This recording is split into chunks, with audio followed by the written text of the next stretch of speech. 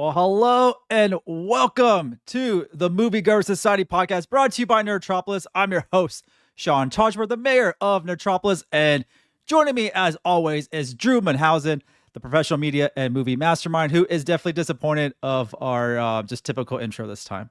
I kind of was expecting to reuse the summer movie one that had kind of like a Lilo and Stitch Hawaiian theme or something. But no, it's fine. Sometimes you just got to get back to basics. Well, this episode is jam-packed, I will say. It's extremely jam-packed. I didn't know which theme to lean into because we're talking about a lot of things and not just film, a little bit of television. Before we jump into like the four things we want to get into, I got some show and tell I like doing. Some interesting stuff. I was very busy this past weekend. First off, Friday, I went to Austin for the ATX TV Festival first time. Went there because I wanted to cover the return of a very, very iconic TV show. Drew, I'm not sure how much you are familiar with the King of the Hill. Very familiar with the show. Like, of course, it has a huge place in kind of pop culture history. And I'm looking, it ran for 13 seasons, which I didn't even realize it was on for that long. But this premiered, King of the Hill premiered when I would have been like 8 years old.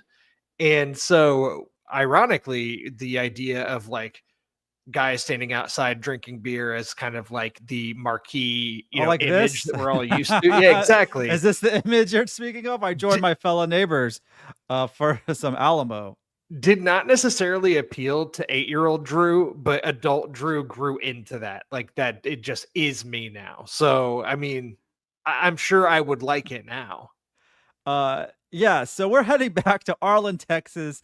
Thanks to the people at Hulu, Disney Plus, where the beer is cold, conspiracies are wild, and propane is still king. The return of King of the Hill, dude. I am so excited for this.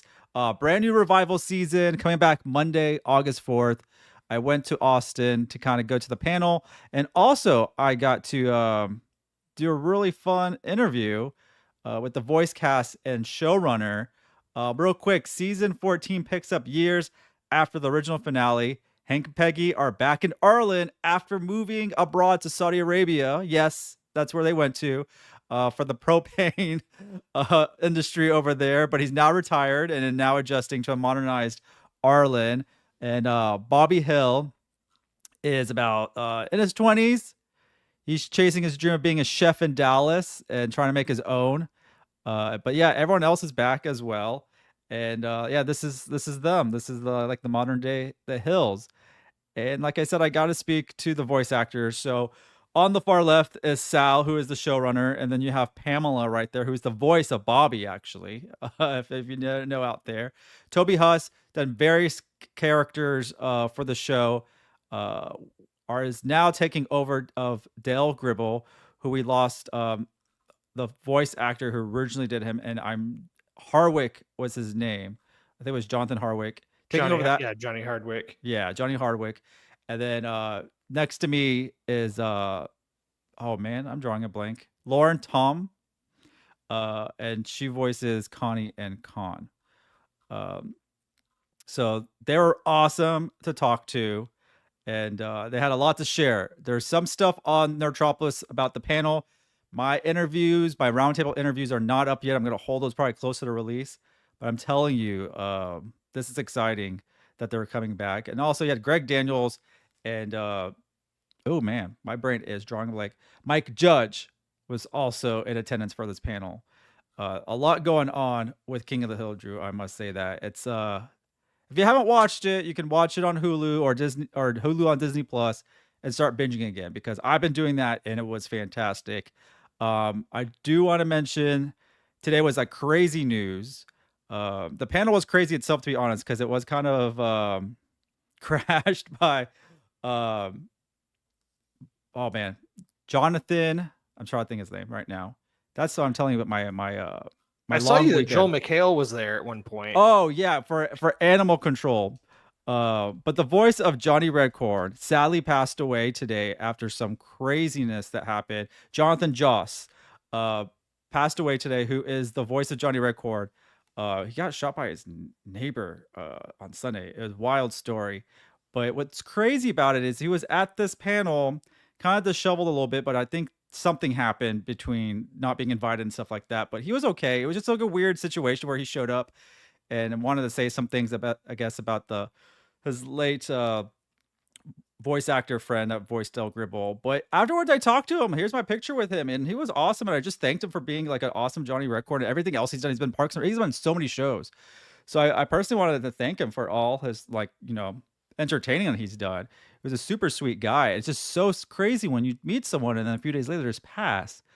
It's just surreal. But his Johnny Redcorn was awesome. He was the second person to take over that role. John Redcorn was just really awesome. I loved it. So it's just sad news that we had to mention today online, and yeah, it's just sad when things like this happen. You just never know. But King of the Hill is returning. He is in. Mike Judge says that he is in about 6 episodes or so. Did they show any episodes as part of this panel, or was it mostly just promoting the show and letting you all know what to expect? They were showing us the intro that's online now, and they showed us like I don't know how many seconds of the first episode of Hank and Peggy returning back from Saudi Arabia. So not much, but actually pretty good. I didn't want to be, I didn't want anything to be ruined for me. I kind of want to watch this fresh. I don't want to watch any trailers or anything. And then, yeah, I was there also for the animal control panel with Joel McHale was in town. I mean, in Austin, dude, everyone was there. It was wild. Any one part of television was there, from Billy Bob Thornton to John Hamm, Seth Meyers. I mean, everyone was in town. So I did that as well. Some fun panels. But honestly, the cool part the next day is I got invited to check out this new Shudder IFC film called Dangerous Animals. Have you heard about that one? I have. It's a shark movie. It is a shark movie. I will say that. But I got to watch it off a boat up there in Austin, and this is how they showed the movie, which is really cool. And that was a fun time. I would say that. So I got to spend time with the director Sean Byrne, another Sean, spelled the same way as well, and Hassie Harrison, the star of the film. And I know Hassie from Tacoma FD. Great show. Drew, have you seen that that show from the guys from Broken Lizard? A couple guys from Broken Lizard on there. I don't think I have. Oh, Tacoma FD. If you like that comedy from the guys from Super Troopers, a couple of them started the show. It is pretty funny, I will say. And Hassie's great in it. And Dangerous Animals is pretty darn good, I will say. I didn't watch any trailers going into it, and just dove right in. And watching on the water was even creepier because it does take place, in Sydney, surrounded by water, on a boat, everything else. Fantastic. But Drew, my weekend did not end there. I know I'm taking so much time just talking about what was going on. From Austin, I went to Dallas because I was requested by Gabriel Fluffy Iglesias himself to bring him Neutropolis shirts. Last time I talked to him, and that interview has not dropped yet, but I did speak to Gabriel for voicing Boots in the new Dora the Explorer live action movie.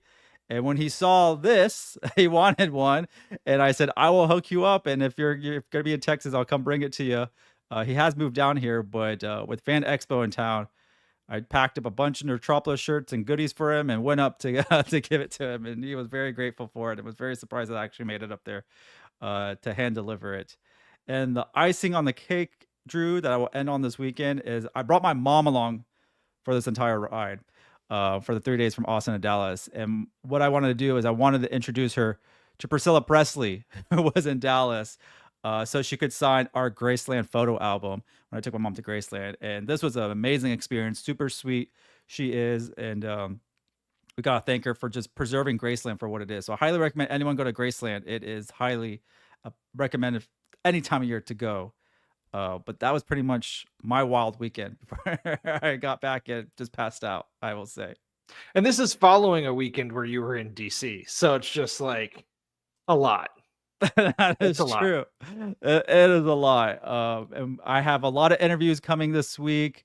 I'm hosting the first in-person Neutropolis event this Saturday. The Hey You Guys Bingo Trivia out there at Eureka Heights in Houston. Ballerina interviews, Kevin Smith interviews, Jason Mute interviews. I mean, and more. Just I have to say, and more. So that's my spiel of my show and tell and talking about what's going on. Drew, before we do move on, I've talked so much. I'm like how Kevin Smith likes to talk so much as well. He's rubbed off on me. We're talkers, I guess. But tell us anything new, anything before we dive into these films. I do want to say this is just kind of teasing something because the kind folks at Universal and Blumhouse sent me the Blu-ray of The Woman in the Yard, which is a horror movie that came out recently. It just arrived. I have not had a chance to watch it yet. And so once I do watch it, I'll definitely want to talk about it here on the show because I've actually heard some good things about it that's like actually pretty creepy and pretty good. So I'm looking forward to that. But yeah, I mean, it's like we've just been delayed on recording honestly because of movies. Like last week, the normal nights we probably would have recorded like we saw Karate Kid Legends together, which was fun, and we probably would have recorded something the day after, but then we had the Life of Chuck screening then. So it's just there's been a lot of screenings, there's a lot of movies, which is a good problem to have when what you want to do is cover movies, although difficult when you have to find the time to then proceed to talk about them. Exactly, because tonight I'm skipping rewatching Ballerina, which I'm glad because I was like, then Drew and I probably wouldn't record for another week if I didn't schedule a night to do this. So we have a lot of movies this summer to talk about. I will say that it's just wild how busy and quickly things are going in Hollywood with films and television. Uh, but we got King of the Hill coming in August, but the stuff that we are going to jump into is a movie that is merging this Karate Kid universe that we didn't think that was going to happen. It collides them. That is Karate Kid Legends. Uh, Sony decided to find a way to write a script that merges that uh, Jackie Chan film with what we've experienced with Ralph Macchio and then with Cobra Kai, but it's more interwoven with the original Karate Kid movie and really ties in the Miyagi and Han in these two different franchises and kind of what was it? One tree, two branches is what Mm-hmm. they said. And I really enjoyed this movie. I have a couple interviews I did with Sadie Stanley, one of the stars of the movie, and the director as well. Those are great conversations, so definitely check them out.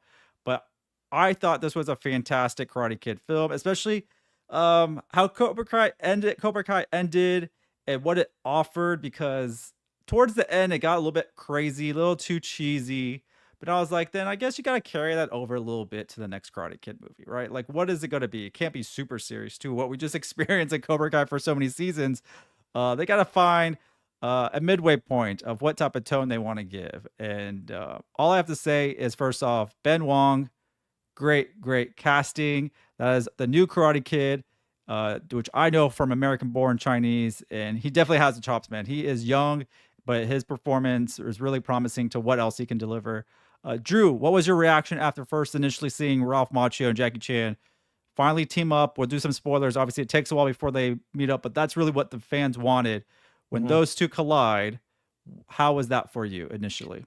Can I step back and just give a little bit of my like Karate Kid history first Yes, does off? it go back to Ralph Macchio or does it go back to Hillary Swank?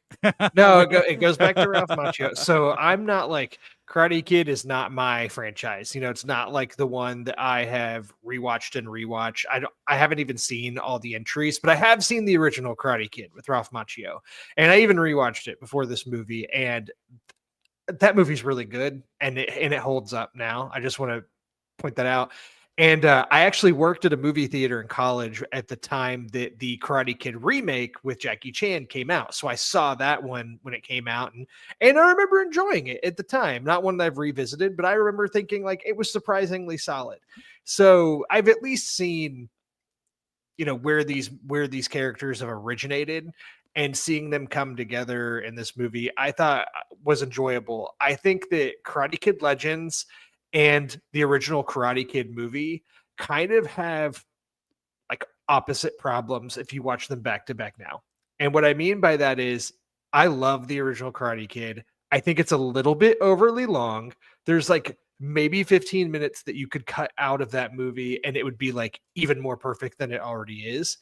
Whereas Karate Kid Legends, is like 94 minutes long. It is rare on this show that you will hear me be like, I wish this movie would have been a little bit longer, but like they could have given an extra 10 to 15 minutes to this movie to really let it breathe and expand some things. So I feel like I said, those movies, like one could have 15 minutes cut. This one could have had 15 minutes added. It's definitely mirroring that original Karate Kid to an extent. Um, but I thought there were actually some really, really interesting things in the first half of the movie that it set up, and some things it was doing a little bit differently. And then at the end of the movie, it was like, hey, but we got to be a Karate Kid movie. And they steamroll through some things really quickly. And even you know, I don't think it's a spoiler to say like this movie ends with a tournament, as the original Karate Kid does. Although this one goes by really fast, and I really could have used some more time there, building some things up, especially because it's in that latter half of the movie when Ralph Macchio really comes in, and it could have given him more time on screen too. So, that being said, I haven't watched any of Cobra Kai. This movie made me want to go back and watch Cobra Kai, so I guess that says something about it too. Yeah, you might want to watch Cobra Kai for many reasons, and I guess to understand some of the tone that we saw in this one, because I think at some point it did grab some. It was kind of a, it's not a bad thing, but the tone was a little mixed throughout, right, from the start to finish, and then it kind of got a little different towards the fights and stuff like that. But I really love like the stylized direction of the film and them doing a lot of stuff like very comic booky and video game like style wise They do it a with some lot of the at the stuff. very beginning that I thought was really cool with like the language, because we start off in China, and I was like, oh, okay, this movie's going to be really stylized, and then it kind of drops that and then brings it back again at the end, and I'm like, I could have used some of this more consistently throughout. Yeah, with the stuff with like Ben and Sadie remind me of stuff with like Ralph and Elizabeth Shue, right? And kind Hmm. of setting it up and kind of molding all that stuff. But I really liked everyone in this film. I definitely would have watched probably more of the fighting, probably kind of longer scenes and stuff like that. But I'm happy for another Karate Kid. I would definitely watch another one. Would you watch another one that would kind of follow up? I can see where they can kind of take it, so I'm hoping they kind of do. What do you think? I would. This is an interesting franchise, I think, because they made this Karate Kid movie on like a relatively small budget, like pretty tame budget. I'll say that. But it does kind of get like the big blockbuster summer treatment, and it's an interesting movie because it does tie these two movies together, being the original and kind of the remake, but it doesn't really do that much new. Like it's very much a Karate Kid movie, and also to your point, and I've seen some criticisms of this online, is like Cobra Kai really took it and went with like a more silly tone, and there's maybe some of that here, but not really. It's a little bit more self-serious. So it's kind of like this is a franchise that needs to decide what it wants to be. Does it want to be self-serious, kind of like the original Karate Kid was? Does it want to be the slapstick silly that Cobra Kai is, or is it something in the middle?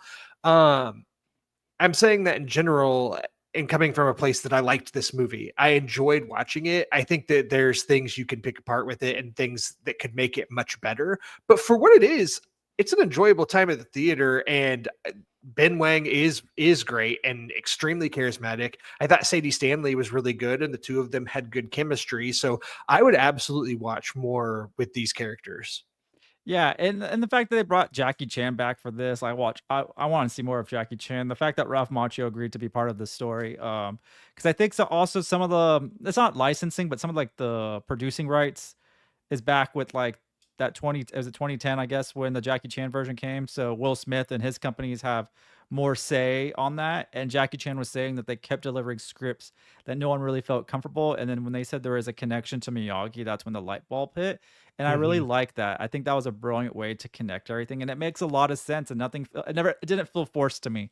Watching every single Karate Kid and Cobra Kai, and really enjoying that Jackie Chan film, even though it's not really an authentic Karate Kid film, it was still really well done, really good storyline there. And this one was really great.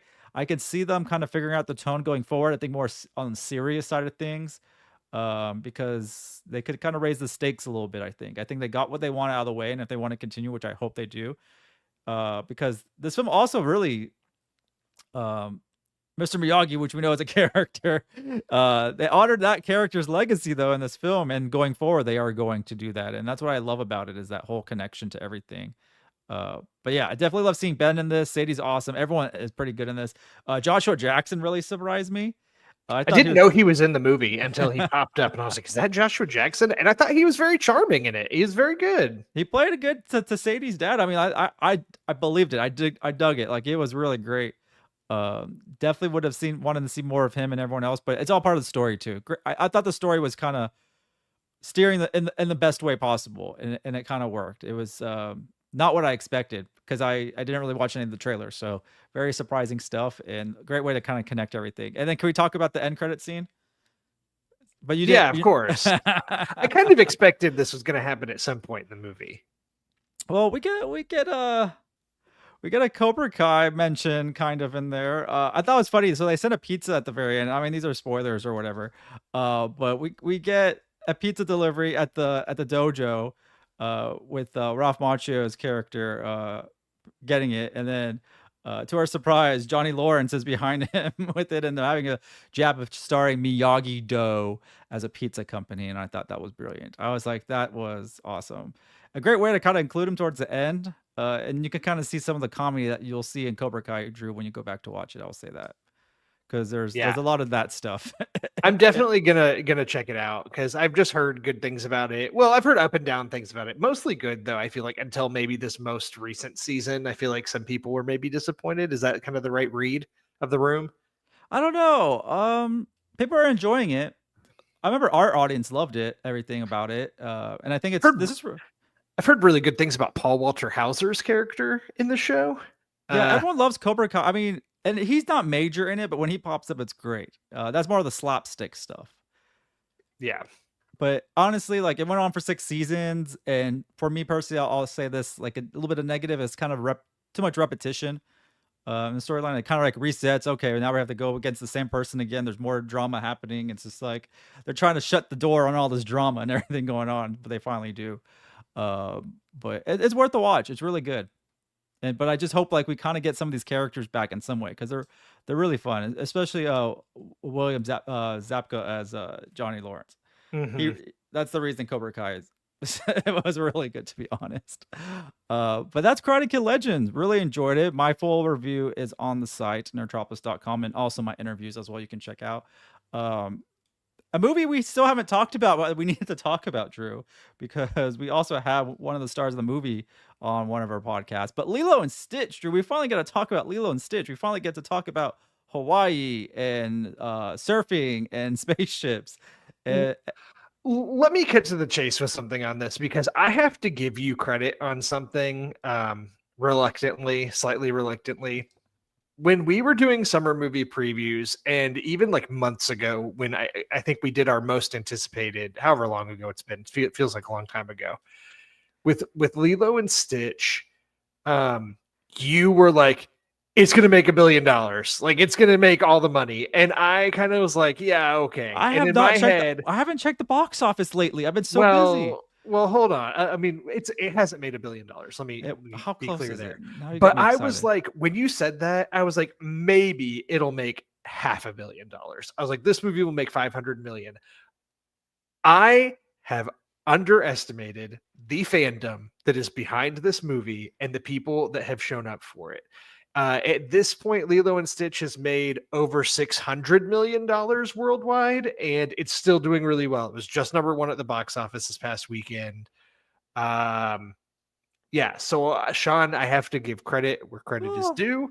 I was pretty far I off, was but still, wrong. with the merch, it's easily over 2 billion. I can probably. I we'll see where it goes. The problem is it's coming out in a busy summer season at the beginning. I think this will linger for a bit because the competition from like kids programming.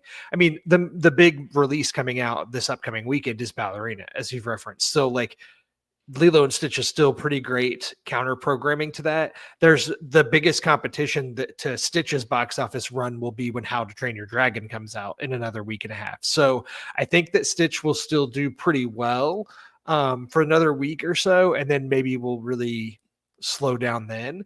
But yeah, I just have to admit that Lilo and Stitch was not one of mine as a kid. I was old enough that I was kind of over, I was like too cool for the Disney animated movies, but I know that there are people just a few years younger than us that Lilo and Stitch is like one of their core movies that they grew up with. I mean, everyone loves Stitch, right? Just the Stitch in general. But I mean, I wasn't always a Lilo and Stitch guy. I always loved Hawaii. My wife loves, the movies and everything else about Stitch because Stitch reminds everyone of like their favorite puppy or dog or pets with his attitude.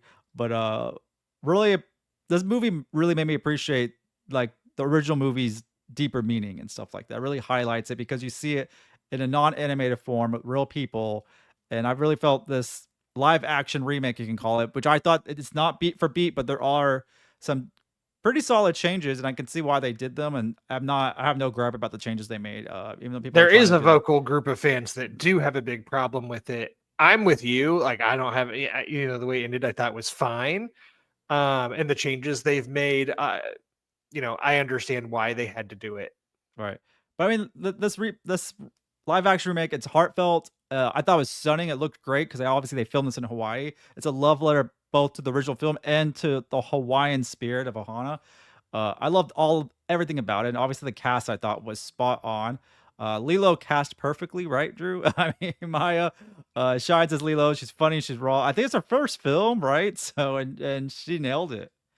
I thought all the casting in this was good. The girl who played Lilo, it looks like Maya Maya, Kaloa, if I'm pronouncing it right. She was great. I thought that Nani, the actress who Sydney, played the older yeah, sister, was actually really good. Kaipo, of course, was good. Stitch is Stitch.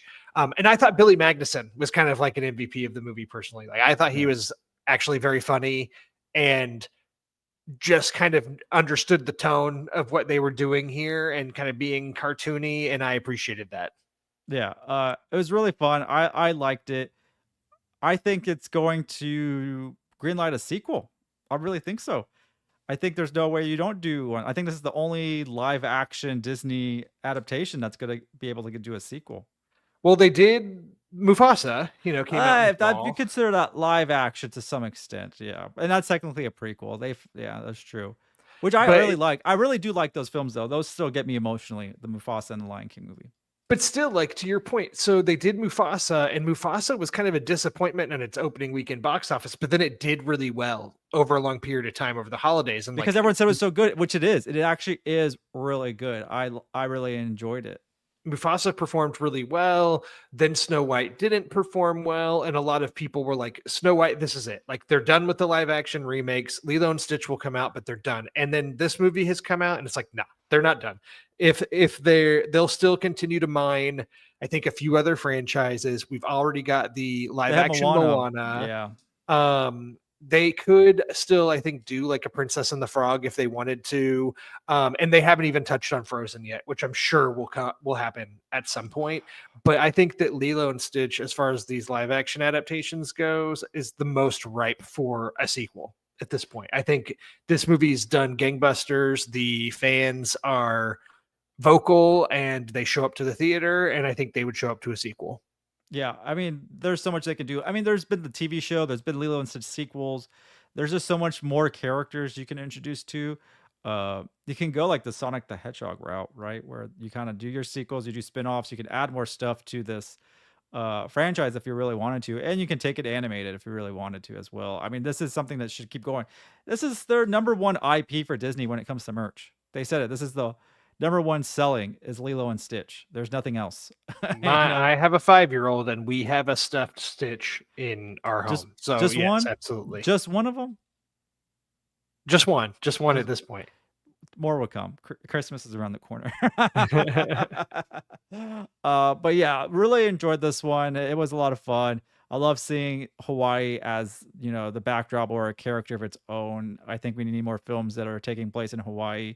I just love that place, and the people there are amazing. So yeah, great cast. Everyone knocked it out of the park, and definitely hope we do get a sequel. Uh, Drew, from Ohana and Alien Chaos, we can move on to this other film that I had no clue about, a film we got to watch together. called The Life of Chuck. This is a Mike Flanagan film adaptation of a Stephen King. Is it a short? Was it a short or what was it? Do you remember? It is a short story or part. Yeah, it's part of a larger series that came out like just a few years ago. It's relatively recent. Oh, it is new. It's new for Stephen King. I can't remember. Is this one a novella or is this a short story? That's what I'm trying to think. It's a novella. It's considered a Okay, novella. that's what it is. It's crazy. Stephen King is getting so many adaptations, and also, wasn't his son is the one that did the Black Phone, correct? That's a Stephen.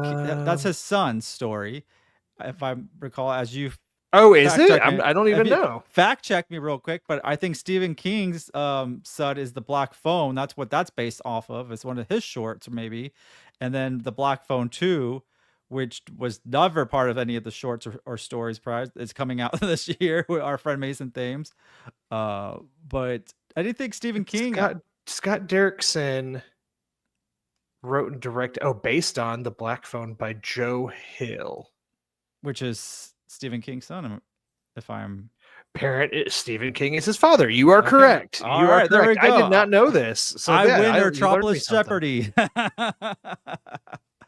I'm always searching the webs and things come up and stick with me. But yeah, and also there's another is it called The Long Walk? That's another Stephen King adaptation coming out, and Mark Hamill's also in that too. I think it's called The Long Walk. Yeah, it's kind of like Stephen King has always been.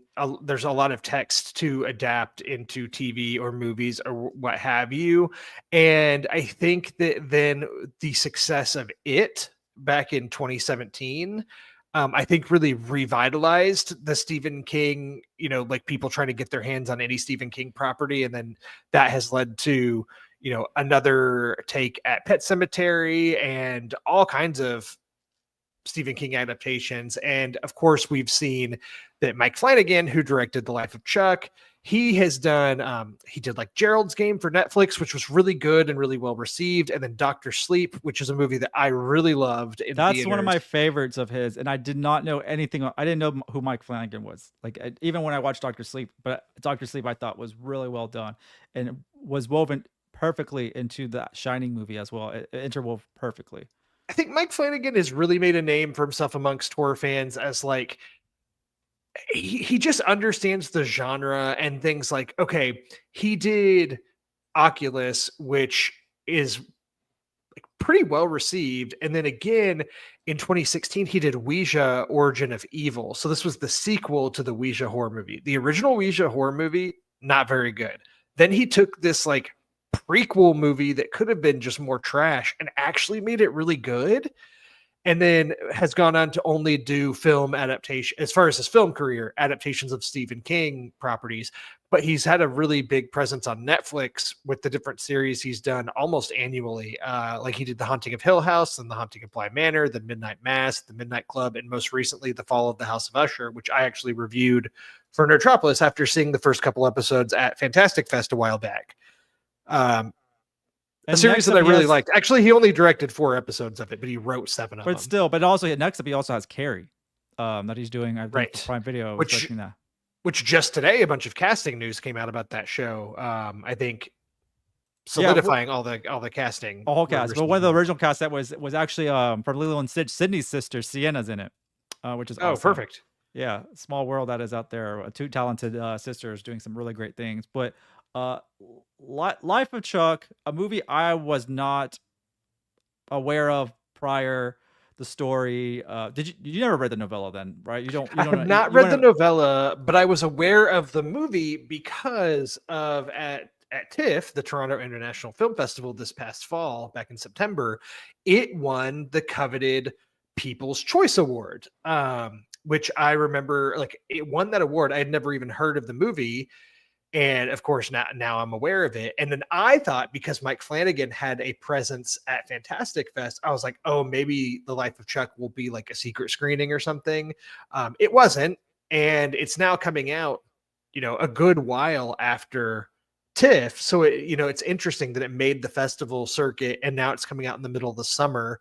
The reason why that's notable is I put this in my review, which is up on Metropolis of this movie, that the past 15 of the past 16 winners of the TIFF's People's Choice Award have gone on to earn Best Picture nominations at the Academy Awards. So typically, the TIFF People's Choice Award is pretty indicative of Oscar chances, and 6 of those that won the People's Choice Award went on to win the Oscar. So like, even looking at The Life of Chuck, the movies that it was nominated against for this award were Anora, which ended up winning Best Picture, and Emilia Perez, which was, had many, many nominations at the Academy Awards.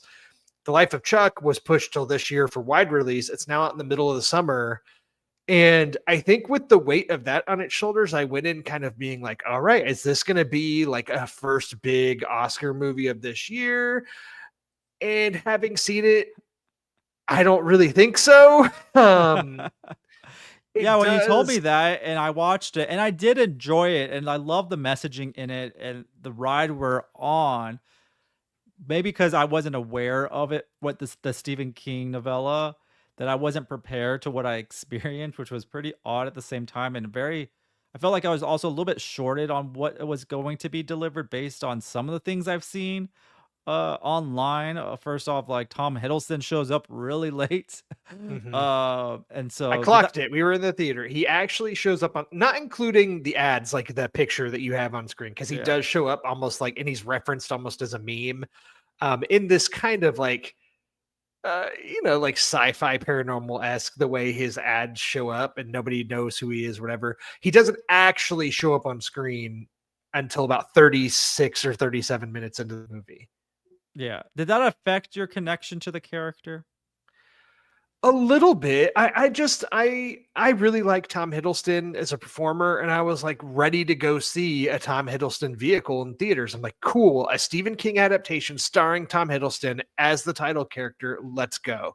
But But it's not really, but it is not starring Tom Hiddleston if you really think about it at all.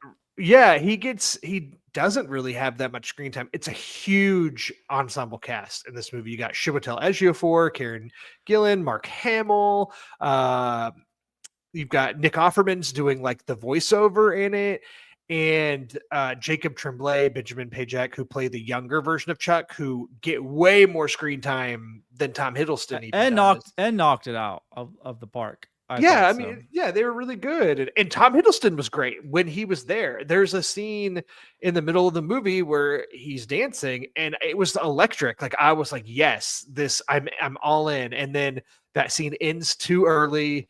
And Too early. That was a very long dance. And well, I obviously mean, I just mean like that buzz or that energy then ends. And to me, we never really got back to that high right. in the rest of the movie. Maybe for obvious reasons, though. I think it was obviously purposeful, based on the story of Yes.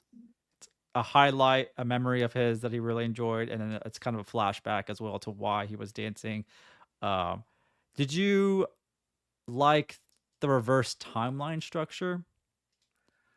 Um, yes, that's how the novella is told as well from the research that I've done because I have not read the novella.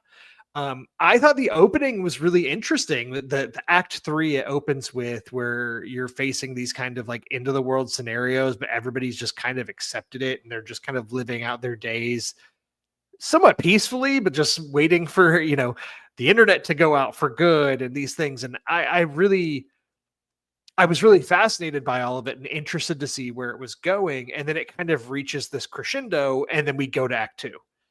And which makes sense. The way that it worked, like the way it plays out in the movie makes sense. And then Act 2, I'm like, okay, now we're really going to get Hiddleston in the movie. And we do for this act, but it's the shortest act of the 3 before then we go on to like the beginning of his life and where, why Chuck was the way you are, what, how he learned to love to dance and things like that, which I thought all of that was good too. It just, again, it just kind of, the plane leveled out and then slowly descended until we hit the end of the movie. And while I found a lot of bits and pieces of the film I enjoyed, the overall package I'm a little bit more mixed on.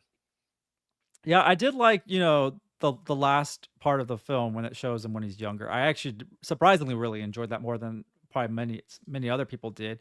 Um, I thought Mark Hamill was fantastic in this. Actually, I I agree. haven't seen him do a performance like this, and you can say some of his performances seem the same. This is not a knock. Sometimes he does not come off of having that much range, Hmm. for whatever reason. But I like anything he does because it's Mark Hamill.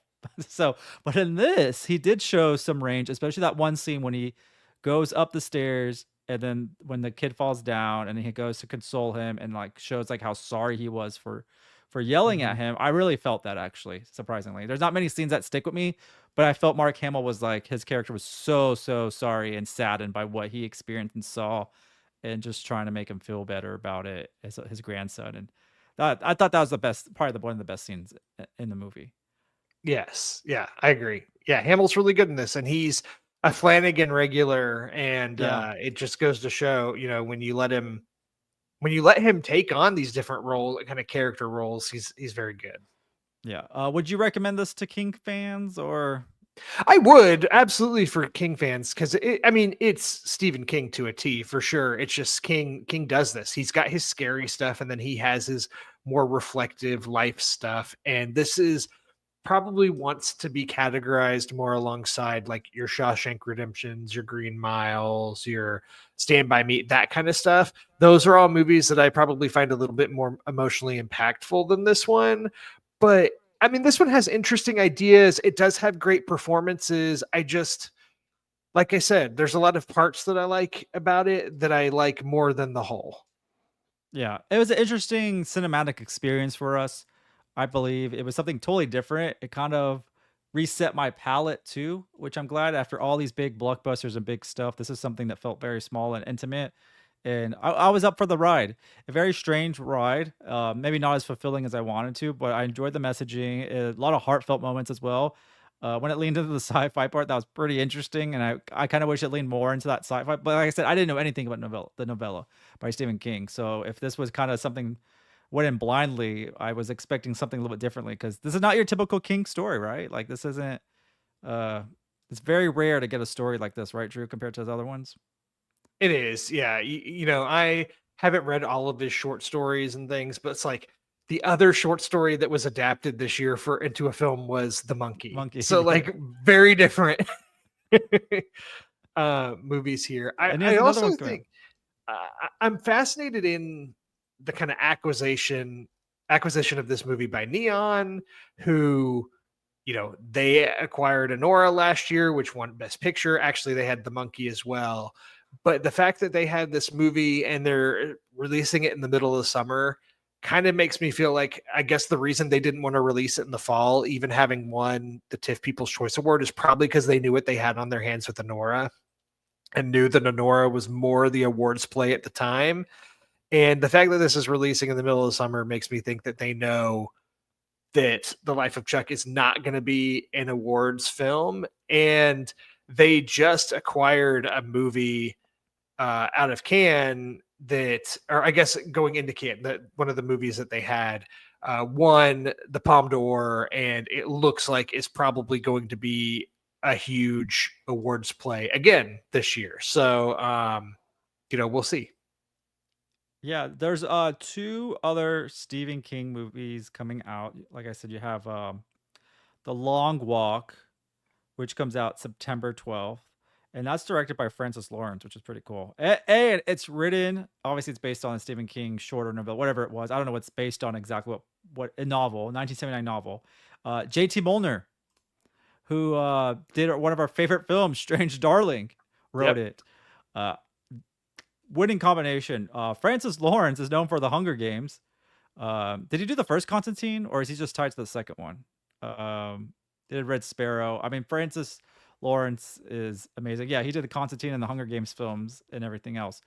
And then also the other one is The Running Man. Are you excited for The Running Man? I am. I'll tell you that much. I've heard really good things about The Running Man for the people that saw clips of it out of CinemaCon, and I'm a big Glenn Powell fan, so I'm actually pretty pumped for The Running Man. And that's from Edgar Wright. So Yeah. Stephen King Oh, and is. Edgar Wright. Yeah, that behind it too. I mean, I'm a big Edgar Wright fan. Even his Stumbles I find to at the very least interesting. Stumbles. What has he done that you think is stumbling? I'm not too familiar with his manga. I am, but like, what is his stumbles? I'm curious. His most recent film, Last Night in Soho, left a little to be desired. I liked it. I didn't dislike I liked it too. I just didn't, could have been stronger. It could have been stronger for his filmography. We can say that for sure. But a lot of other fun stuff. Like, I'm on here. He's a writer for The Adventures of Tintin. That's amazing. He was a co-writer. I love Tintin. That was a great one. I'm waiting for that sequel for years. I'll tell you. The Adventures of Tintin. You're probably going to be waiting for a while. I don't think that's a priority for Spielberg or Peter Jackson at this point. It's animated. It's easy to do. Drew, any last thoughts before we wrap things up this Monday evening? No, I just, I'm excited to see Ballerina. I'm excited to see How to Train Your Dragon in the coming weeks. I still have not had a chance to see Friendship. Unfortunately, I just haven't had the time. It's on limited screens, and it was on my most anticipated list, but also the press screening for it was the same night as Mission Impossible. So like, you can't do this to me. What are you gonna do? So I'm hoping to get out and see it soon. You didn't grab a popcorn bucket for Mission Impossible, did you? No, I didn't. Complete with cruciform key. Real quick before we wrap things up, there it is. And I don't have the space for these popcorn buckets. I don't have the space I'm not for a popcorn anything. bucket collector. But this one you have to have. It could be the last Mission Impossible movie ever, and it's the way to say goodbye. But what made you get this one? Is that why? This is heavy. This doesn't even look like a popcorn bucket. Like, it's heavy. No, anything that's very prop like when it comes to popcorn buckets, I probably will get, because that's just pretty darn cool. If any of the popcorn buckets, like gimmicky, promotional popcorn buckets you've gotten, have you ever actually eaten popcorn out of them? No, actually, yes. Which one was it? Was it Garfield? Because of just Garfield's head. That's a good one. I used to collect the 10 ones before they went all out with these crazy ones. So I mean, I really don't want to get these. I was gonna get the Karate Kid one, but I was kind of iffy on it. I didn't see it catching my eyes too much. They were cool because you can karate chop it and it'd open up. Did you get the Dune popcorn bucket that really kicked off this craze? No, but I do have obviously the Deadpool and Wolverine one somewhere around here. I actually have like 2 popcorn buckets right here and some in the back. I'm blocking them, but they're around here and they're sprinkled throughout. I wish I got the Star Wars one, the Darth Vader one. There's a lot I wanted, but why? I have so much cool stuff, as you can see. Like, I don't need more popcorn buckets, but they're pretty cool. Do both Regal and AMC do these? And Cinemark and like Cineopolis does it, and other places. I mean, do they get the same ones, or do they all get their own special? They're all different. That's way they make this way too difficult. They're variants. What can you say about that? I mean, it makes sense as a comic collector. Like, I get it, but no, I can't do it. My wallet can't do it. I can't do it. I already like buying physical media. I'll stick to that. Yeah, I'm with you on that. But yeah, that's it, everyone. Thanks for hanging us for tonight for another episode of the Moviegoers Society. Once again, I'm Sean Toshworth, the mayor of Metropolis, and you're Drew. We'll see you. No, you're Drew. Drew, yes. Drew? Come on. Yeah, I'm Drew. Yeah, I'm Drew Munhausen. You can catch me at Drew Munhausen on all the socials. And can I say it? Yes, you can say it. And we'll see you at the movies. That's it. Drew's got it right. We'll see y'all at the